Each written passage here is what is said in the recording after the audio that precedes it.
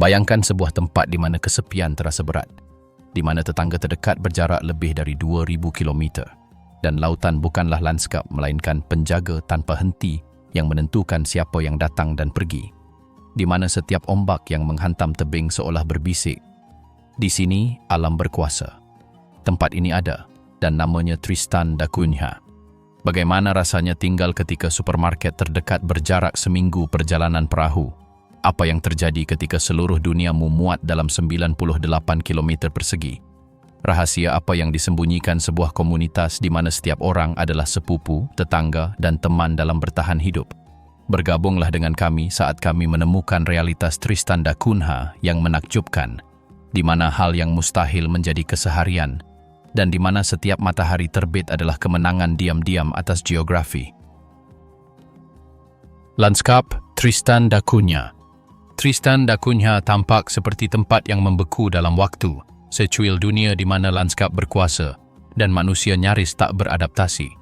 Hal pertama yang Anda rasakan saat tiba adalah angin. Bukan angin biasa, melainkan arus yang terus-menerus membelai sekaligus menyiksa, membawa aroma laut, kelembapan bebatuan, dan gema samudra yang seakan tak berujung. Lanskap pulau ini, dengan caranya sendiri, merupakan rangkuman bumi di hadapan kita. Hamparan hijau terbentang dari pesisir hingga kaki gunung berapi di tengahnya, bercampur dengan area bebatuan hitam, lava yang mengeras, dan tebing-tebing yang terjal menjorok ke Samudra Atlantik. Dari kejauhan, tempat ini tampak seperti tempat yang tak bersahabat, tetapi saat Anda berjalan melewatinya, Anda akan menemukan ritme kehidupan yang mengikuti denyut iklim, pasang surut, dan musim. Jantung pulau ini didominasi oleh Puncak Ratu Mary, sebuah gunung yang menjulang lebih dari 2,000 meter dan mengundang rasa hormat dari sudut pandang manapun. Tak ada jalan beraspal menuju puncaknya, hanya jalan setapak yang ditandai penduduk setempat dan jejak kaki ternak yang merumput bebas. Saat langit cerah, gunung berapi ini menyerupai piramida sempurna yang diselimuti hijau tua dan dimahkotai kabut. Namun, saat awan turun, gunung itu lenyap, seolah tak pernah ada, terbungkus keheningan yang mencengangkan.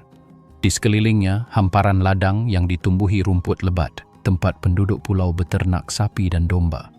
Tak ada pagar di banyak area, hewan-hewan berkeliaran bebas, dan kita dapat menjumpai mereka di jalan setapak atau bahkan di pantai. Padang rumputnya memiliki keindahan yang sederhana, hampir seperti rumah, tetapi dikelilingi latar belakang yang memukau. Laut yang selalu terlihat, gunung berapi di latar belakang, dan langit yang berubah warna setiap jam. Di sisi lain, pantainya tidak seperti yang dibayangkan di kartu pos tropis. Tak ada pasir keemasan atau air biru kehijauan. Pantainya berkerikil, bebatuan vulkanik gelap, dan buih putih yang meletus dahsyat. Namun, pantai-pantainya memiliki kekuatan yang menghipnotis. Di hari-hari cerah, penduduk menyusurinya, mengumpulkan rumput laut atau sekadar menatap cakrawala, seolah mencari koneksi dengan dunia luar. Dan di malam yang cerah, pantulan bulan di ombak mengubah lanskap ini menjadi seperti sesuatu dari planet lain. Lebih jauh ke pedalaman, rawa dan lahan gambut menempati area yang luas. Disinilah kelembapan terperangkap di antara vegetasi dan tanah, menciptakan ekosistem yang rapuh namun vital. Tanaman yang tumbuh di sana hampir tidak ditemukan di tempat lain di planet ini, beradaptasi dengan tanah yang dingin dan asam yang konstan. Disinilah juga beberapa burung endemik bersarang yang dirawat penduduk dengan rasa hormat yang hampir sakral. Tidak ada pariwisata massal, sehingga sudut-sudut ini tetap asri, tanpa jalur atau rambu yang ditandai. Salah satu lanskap yang paling khas adalah tebing-tebing yang mengelilingi sebagian pulau. Tinggi, terjal, dan hitam mengilap, tebing-tebing itu menjulang dari laut dengan megah. Dari atas, Anda dapat melihat lautan membentang hingga cakrawala, ombak menghantam dengan kekuatan yang menggema di dada Anda. Penduduk setempat menghindari terlalu dekat dengan pantai, bukan hanya karena bahayanya, tetapi juga karena semacam rasa hormat naluriah terhadap kekuatan alam yang tampaknya tak terbatas ini. Terdapat pula hamparan rumput rendah tempat tanaman-tanaman kecil berwarna kuning dan ungu bermekaran, mewarnai tanah dengan warna-warna lembut saat musim panas tiba. Pada saat inilah pulau ini tampak paling hidup. Anak-anak berlarian di antara bunga-bunga, orang dewasa mengolah lahan, dan udara terasa jernih sehingga Anda dapat melihat di kejauhan garis-garis pulau tetangga di kepulauan ini. Namun ketenangan ini tidak berlangsung lama. Di musim dingin, angin bertiup kencang, hujan terus-menerus turun, dan kabut dapat menutupi segalanya selama berhari-hari. Saat itulah Tristan da Cunha menunjukkan karakter aslinya, tempat di mana alam menentukan. Laut yang selalu hadir merupakan lanskap tersendiri.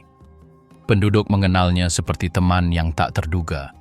Mereka tahu kapan harus memancing dan kapan waktu terbaik untuk tetap di darat. Pada hari-hari yang tenang, pantulan gunung berapi terlihat di permukaan dan birunya lautan tampak tak berujung. Namun, ketika badai menerjang, laut bergemuruh dan menyapu semua yang dilewatinya. Tak ada dermaga besar atau perahu wisata. Hanya perahu-perahu kecil yang dikendalikan dengan ahli oleh penduduk pulau, menyadari bahwa lautan tak pernah memaafkan kesalahan. Pengembaraan mencapai pulau ini adalah sudut paling terpencil yang dihuni di planet ini. Sebuah titik hilang di Atlantik Selatan, tempat hanya 245 orang yang memutuskan untuk menjadikan isolasi ekstrim ini sebagai rumah mereka, di mana nama keluarga dapat dihitung dengan jari, di mana tidak ada bandara, tidak ada restoran, tidak ada jalan beraspal. Tetapi di mana masyarakat telah belajar untuk berkembang melawan segala rintangan. Dalam perjalanan unik ini, kita akan menguraikan kode-kode rahasia masyarakat yang diperintah tanpa politisi, di mana perempuan adalah pilar tak terlihat yang menyatukan segalanya, dan di mana setiap matahari terbenam adalah pengingat bahwa hidup bisa sulit, tetapi juga sangat manusiawi. Mencapai Tristan da Cunha bukan sekadar naik pesawat atau feri. Tidak ada bandara komersial atau pelabuhan alami yang memfasilitasi akses. Satu-satunya rute aman adalah dengan menaiki S.A. Agulhas II, sebuah kapal yang berangkat dari Cape Town hanya beberapa kali dalam setahun. Selama 7 hari, para penumpang menyeberangi Atlantik Selatan, yang terkenal dengan badai yang tak terduga, ombak raksasa, dan angin yang seolah menusuk kulit. Perjalanan ini bukanlah berjalan kaki, melainkan ujian ketahanan fisik dan mental. Kebanyakan pelancong menghabiskan waktu berjam-jam berpegangan pada pagar, merasa seolah-olah lautan yang tak berujung dan tak menentu akan menentukan nasib mereka. Setiap matahari terbit memperlihatkan laut kelabu kehijauan yang berpadu dengan langit yang dipenuhi garam, awan, dan ancaman. Pelayaran ini terus mengingatkan bahwa Tristan da Cunha bukanlah untuk orang yang lemah hati. Dan kemudian, pada hari ke-7, di antara kabut dan cakrawala, pulau itu muncul. Itu bukan surga tropis dengan pohon palem dan pantai berpasir putih. Itu adalah benteng batu volkanik yang menjulang tiba-tiba dari laut, dengan puncak Queen Mary setinggi 2.600 meter yang seringkali menutupi puncaknya dengan awan. Tebing-tebing hitam yang terjal menghantam ombak dengan kekerasan yang mengesankan, bahkan bagi pelaut paling berpengalaman sekalipun. Tidak ada pelabuhan alami. Penumpang harus menaiki perahu kecil, yang disebut perahu tongkang, yang menantang laut untuk membawa mereka ke pantai. Sebuah perpindahan, di mana satu langkah yang salah dapat menyeret Anda ke jurang yang dingin. Selamat datang di pulau paling sepi di dunia ini merupakan sebuah kenyataan. Di sini, alam adalah hukumnya.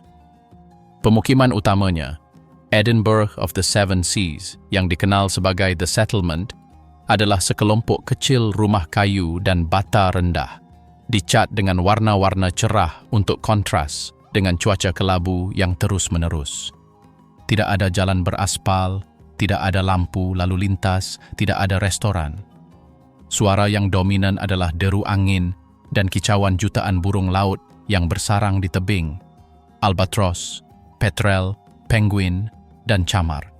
Udara berbau garam, tanah lembab, dan asap cerobong asap. Kehidupan di sini tidak ditandai oleh jam atau buku harian, melainkan oleh pasang surut, cuaca, dan perikanan lobster yang menentukan kalender dan ritme kehidupan masyarakat. Pulau ini hanya dihuni oleh 250 orang. Semua orang saling mengenal.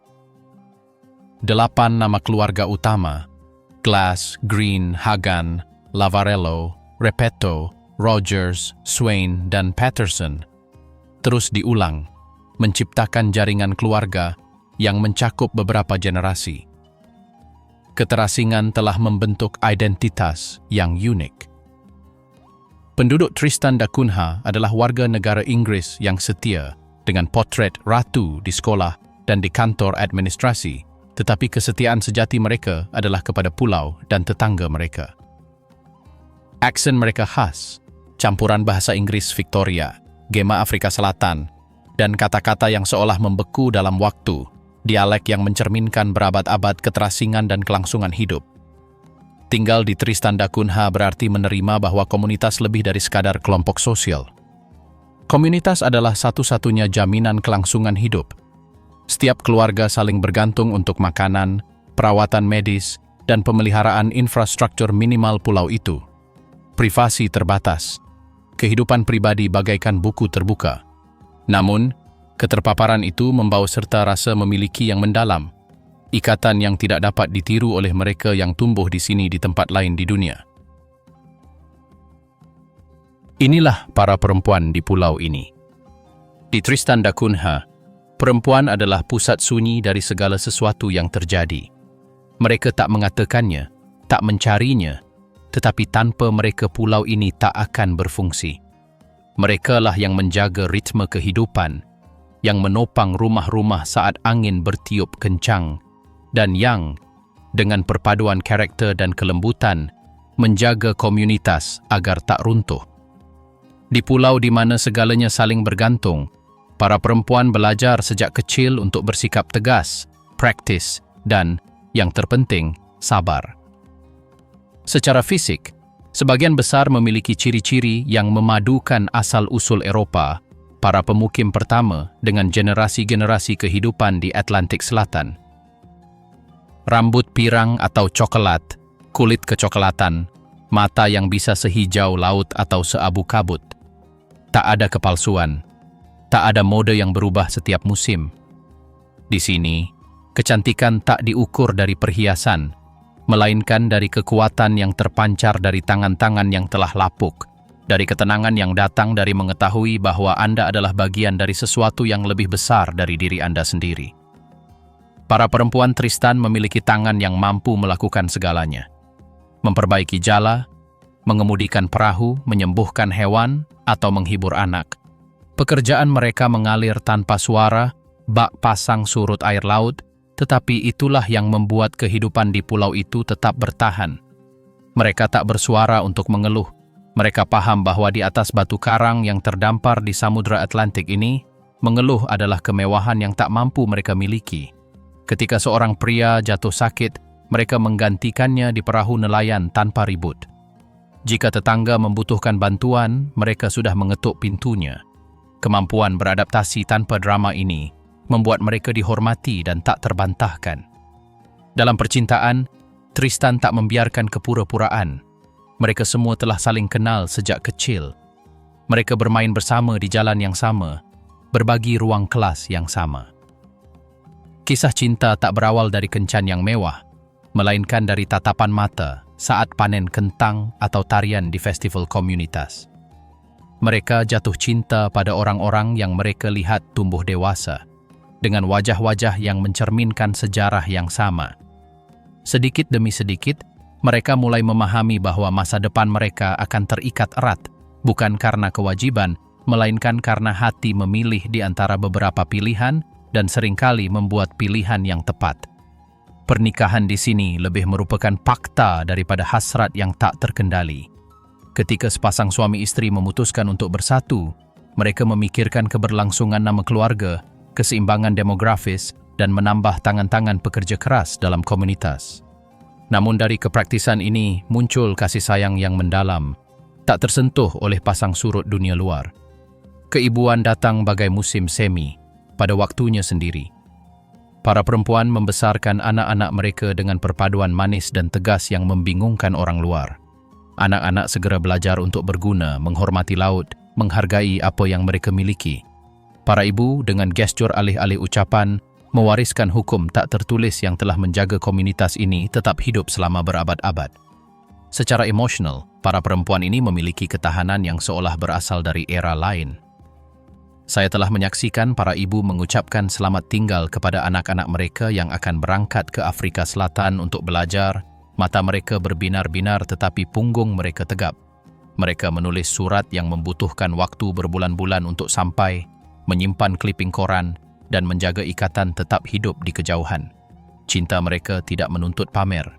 Cinta itu terwujud dalam kegigihan, penantian yang sabar, dan pengetahuan tentang bagaimana mengalah tanpa menyerah. Dalam interaksi sehari-hari, kode-kode sopan santun yang telah hilang di tempat lain tetap bertahan. Pria menyapa wanita terlebih dahulu, memberi mereka jalan pertama, dan menghargai pendapat mereka. Perselisihan rumah tangga diselesaikan secara pribadi di rumah. Mengungkapnya akan dianggap tidak sopan. Meskipun akhir-akhir ini, dengan internet satelit dan kunjungan sporadis dari para peneliti, beberapa wanita muda mulai bertanya. Mereka tidak ingin meninggalkan pulau itu, tetapi mereka ingin memahami apa yang ada di luar cakrawala mereka. Masyarakat dengan bijak merelakan ruang. Kini para wanita berpartisipasi dalam koperasi nelayan, memberikan pendapat mereka tentang sekolah, dan suara mereka diperhitungkan dalam keputusan-keputusan penting. Semua orang diam-diam menyadari bahwa stabilitas Tristan sangat bergantung pada mereka.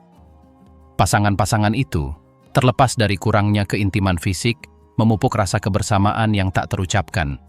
Saat senja, ketika matahari mewarnai lautan dengan warna keemasan, mereka terlihat berjalan menyusuri jalan setapak berkerikil. Mereka berjalan bersama, dalam diam, karena setelah bertahun-tahun berbagi suka dan duka, mereka tak perlu lagi berbincang untuk saling memahami. Lobster sebagai pilar perekonomian. Sekarang, mari kita beritahu Anda sesuatu yang luar biasa. Di Tristan da Cunha, perekonomian tidak memiliki nuansa, fluktuasi, atau kebisingan kota-kota biasa di seluruh dunia. Di sini, tidak ada bank, tidak ada pasar saham, tidak ada toko yang penuh dengan produk yang harganya berubah setiap hari. Di sini, kehidupan ekonomi berputar di sekitar satu elemen, lobster. Krustasea laut dalam ini, yang disebut Jasus tristani, lebih dari sekadar makanan. Ia adalah tulang punggung seluruh komunitas, jaminan kelangsungan hidup, dan poros yang mengatur setiap aspek kehidupan. Jika Anda bertanya-tanya bagaimana ini bekerja, nah, semuanya dimulai dengan koperasi, perusahaan perikanan Tristan da Cunha, yang bukan perusahaan swasta atau bisnis nirlaba, melainkan sistem bersama di mana semua penduduk pulau memiliki kepentingan. Setiap keluarga berkontribusi dengan bekerja. Setiap perahu, setiap tangkapan, dan setiap hari di laut adalah bagian dari upaya bersama. Memancing lobster bukanlah pilihan pribadi. Itu adalah kewajiban dan tindakan tanggung jawab terhadap semua orang. Kerjasama bukanlah sebuah cita-cita. Itulah satu-satunya cara agar pulau ini tetap berfungsi. Prosesnya sangat teliti. Para pria bergiliran melaut dengan perahu yang terus-menerus menantang ombak Atlantik Selatan. Setiap tangkapan dicatat dan diproses di pabrik kecil milik koperasi, tempat lobster dimasak, dibekukan, dan dipersiapkan untuk beberapa kapal yang akan mengangkutnya ke pasar-pasar terpencil di Afrika Selatan, Jepang, dan Amerika Serikat. Tidak ada rahasia tentang siapa yang bekerja di kapal mana atau bagaimana kargo didistribusikan. Transparansi adalah bagian dari kelangsungan hidup. Setiap keputusan ekonomi secara langsung memengaruhi kehidupan setiap orang. Kargo tahunan yang tiba dari Cape Town merupakan titik kritis lainnya. Hanya sekali atau 2 kali setahun sebuah kapal menembus isolasi pulau, membawa pasokan yang tidak dapat diproduksi di sana. Obat-obatan, bahan bakar, pakaian, peralatan, makanan kaleng, suku cadang. Bongkar muat menjadi acara kolektif, semacam ritual yang melibatkan seluruh komunitas. Rantai manusia terbentuk, memindahkan peti, tong, dan karung dari perahu ke toko dan gudang bersama. Setiap keluarga menunggu gilirannya, dan setiap barang dicatat dan didistribusikan sesuai dengan kontribusinya terhadap pekerjaan kolektif. Tidak ada pembelian individu atau persaingan sumber daya. Semuanya dibagi secara merata. Distribusi yang merata ini melampaui logistik sederhana. Distribusi ini menentukan prioritas, membentuk kebiasaan, dan memengaruhi keputusan pribadi. Dari bagaimana pernikahan diatur hingga jadwal kerja dan istirahat harian, semuanya mempertimbangkan keberlanjutan komunitas dan perikanan lobster. Seorang muda yang mempertimbangkan pernikahan tahu bahwa calon pasangannya harus mampu berintegrasi ke dalam sistem ini. Setiap tindakan pribadi diukur berdasarkan dampaknya terhadap komunitas. Ekonomi bukanlah faktor eksternal, melainkan kekuatan tak terlihat yang memandu kehidupan pulau. Barter tetap menjadi bagian integral dari ekonomi minimal ini. Meskipun beberapa barang tiba melalui kargo, terdapat pertukaran harian, potong rambut untuk selusin telur, perbaikan atap untuk lobster tambahan, sekarung kentang untuk peralatan memancing. Uang tidak dibutuhkan untuk hidup. Mata uang yang sesungguhnya adalah utilitas dan kerjasama. Setiap keluarga memiliki sebidang tanah kecil mereka sendiri, kebun kentang mereka, dan beberapa ekor ayam atau sapi perah untuk melengkapi makanan mereka. Kemandirian memang terbatas, tetapi penting. Penangkapan lobster menyediakan sumber daya yang dibutuhkan untuk membeli apa yang tidak dapat diproduksi, dan barter mengisi kekosongan yang ditinggalkan oleh alam. Namun, ekonomi yang berbasis pada satu sumber daya ini memiliki sisi yang rapuh. Lobster tidak dapat digantikan, dan ancaman apapun terhadap populasinya, penyakit, perubahan iklim, kesalahan pengelolaan, dapat memicu keruntuhan seketika. Seluruh pulau bergantung pada laut yang menjadi penyedia sekaligus hakim yang tak kenal ampun. Setiap keputusan kolektif, setiap aturan koperasi, setiap pergeseran penangkapan ikan dirancang untuk meminimalkan risiko dan memastikan bahwa tahun-tahun mendatang sama berkelanjutannya dengan tahun-tahun yang telah berlalu. Bagaimana mereka bertahan hidup di pulau ini? Kita telah melihat bahwa lobster merupakan andalan perekonomian pulau ini. Namun, di Tristan da Cunha, kehidupan memiliki ritmenya sendiri, hampir asing bagi dunia modern. Di sini, tidak ada kemacetan, tidak ada kesibukan, tidak ada layar yang menentukan waktu. Di sini, fajar adalah tanda paling andal bahwa semuanya dimulai lagi. Begitu matahari terbit di atas lautan, seluruh kota terbangun. Para pria pergi ke perahu atau pabrik pengolahan, sementara para wanita mengurus pekerjaan rumah dan merawat hewan. Tidak ada pekerjaan formal atau gaji tetap. Setiap orang berkontribusi sesuai keahlian mereka, dan seluruh masyarakat mendapatkan manfaatnya. Pada hari-hari memancing, mesin perahu memecah kesunyian sebelum langit benar-benar cerah. Para nelayan menghadapi laut yang tak menentu, di mana arus yang buruk dapat merenggut nyawa mereka seharian penuh. Sementara itu, para wanita bekerja di ladang kentang, yang merupakan jantung pertanian pulau ini. Setiap keluarga memiliki sebidang tanah kecil, dan bertani di sana bukan sekadar soal makanan. Hampir seperti sebuah tindakan iman. Tanahnya keras dan cuacanya tak menentu, tetapi tanpa kentang-kentang itu, Tristan tak akan bertahan hidup. Di hari cerah, sosok-sosok membungkuk terlihat di kejauhan, membalik tanah yang lembab, sementara anak-anak berlarian di antara barisan, membantu memanen apa yang disediakan tanah. Pekerjaan tak berakhir saat mereka pulang. Selalu ada yang perlu diperbaiki. Atap yang terangkat tertiup angin, pagar yang melengkung karena lembab, mesin yang mogok tanpa peringatan. Tangan di sini tak boleh ceroboh. Semua orang tahu sedikit tentang segala hal, karena di pulau terpencil seperti itu, tak ada ruang untuk spesialisasi atau kemewahan memanggil ahli. Siapapun yang tak belajar cara memperbaiki pintu atau menjahit layar akan bergantung pada belas kasihan orang lain. Di pabrik pengolahan, udara berbau asin, dan pekerjaan yang tak henti-hentinya. Di sana lobster dibersihkan, ditimbang, dan dikemas, yang kemudian akan dikirim ke Afrika Selatan. Ini adalah tugas kolektif dan berulang, tetapi juga salah satu dari sedikit koneksi langsung ke dunia luar. Setiap kotak berlabel nama koperasi adalah pengingat bahwa pulau itu, meskipun kecil, memiliki nilai yang melampaui geografinya. Hari-hari terasa panjang, tetapi makna waktu terasa kabur. Di sini, jam berhenti lebih karena kebiasaan daripada ketepatan. Yang penting bukanlah waktu, melainkan cahaya, cuaca, dan kondisi laut. Ada hari-hari di mana tidak ada yang bekerja, hanya karena badai menghalangi mereka, dan tidak ada yang mempertanyakan hal ini. Alam tetap menjadi satu-satunya otoritas yang dihormati semua orang. Pendidikan memiliki tempat khusus dalam rutinitas ini. Anak-anak bersekolah di sekolah kecil tempat mereka mempelajari dasar-dasar, tetapi juga keterampilan yang benar-benar mereka butuhkan. Berlayar, bertani, memancing, dan merawat hewan. Tidak ada universitas atau rencana untuk belajar di luar negeri, kecuali beberapa orang terpilih. Kebanyakan orang tahu takdir mereka ada di pulau itu, dan mereka belajar untuk mencintainya tanpa mengidealkannya. Hubungan sosial juga dibangun dalam kehidupan sehari-hari. Saat senja, keluarga berkumpul, dan para tetangga berbagi roti, cerita, dan minuman. Tidak ada bar atau bioskop, tetapi kehidupan sosial tetap bertahan dalam kesederhanaan. Ulang tahun, kelahiran, dan pemakaman adalah acara untuk seluruh desa, karena setiap orang adalah bagian dari jalinan bersama. Peran laki-laki dan perempuan, meskipun tradisional, tidaklah kaku. Perempuan berpartisipasi dalam perekonomian, pengajaran, dan pengambilan keputusan komunitas. Di pulau di mana setiap tangan diperhitungkan, perbedaan gender menjadi kabur karena kebutuhan. Keputusan penting, seperti memperbaiki perahu atau merencanakan pengiriman barang tahunan, seringkali dibuat bersama oleh dewan lokal dan keluarga.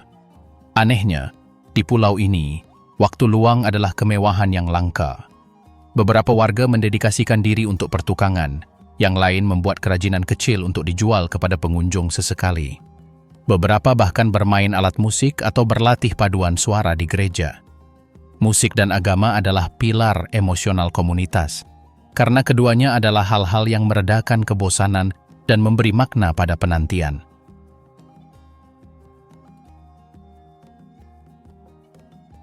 Hal-hal mengganggu terjadi di sini. Ada sudut-sudut peta di mana kisah tak tertulis, melainkan bisikan, di mana kesunyian menyimpan lebih banyak rahasia daripada arsip sejarah manapun. Tristan da Cunha adalah salah satunya. Sekilas tampak damai, seolah terhenti dalam waktu, tetapi di balik permukaannya tersimpan kisah-kisah yang memadukan tragedi dengan misteri, manusia dengan hal yang tak terjelaskan. Mungkin keterasingan ekstrim inilah yang memberi segalanya aura istimewa, atau mungkin ketika dunia melupakanmu, kenyataan mulai berjalan dengan aturan yang berbeda. Episode yang paling menggambarkan pulau ini terjadi pada tahun 1961, ketika gunung berapi yang mendominasi lanskap tiba-tiba terbangun. Penduduknya, yang terbiasa dengan getaran kecil, tak pernah membayangkan apa yang akan terjadi. Dalam beberapa hari, sungai-sungai lava mulai mengalir langsung menuju satu-satunya permukiman mereka. Tanpa tempat berlindung, keluarga-keluarga menunggu di pantai, menyaksikan api mendekat. Mereka harus mengungsi ke Britania Raya, meninggalkan rumah, hewan peliharaan, dan seluruh hidup mereka. Yang benar-benar meresahkan adalah berbulan-bulan kemudian, sebagian besar memilih untuk kembali. Mereka kembali dengan mengetahui gunung berapi itu masih aktif, karena mereka tak tahan jauh dari tanah air. Ini adalah salah satu kisah yang menunjukkan betapa kuatnya sebuah tempat berakar.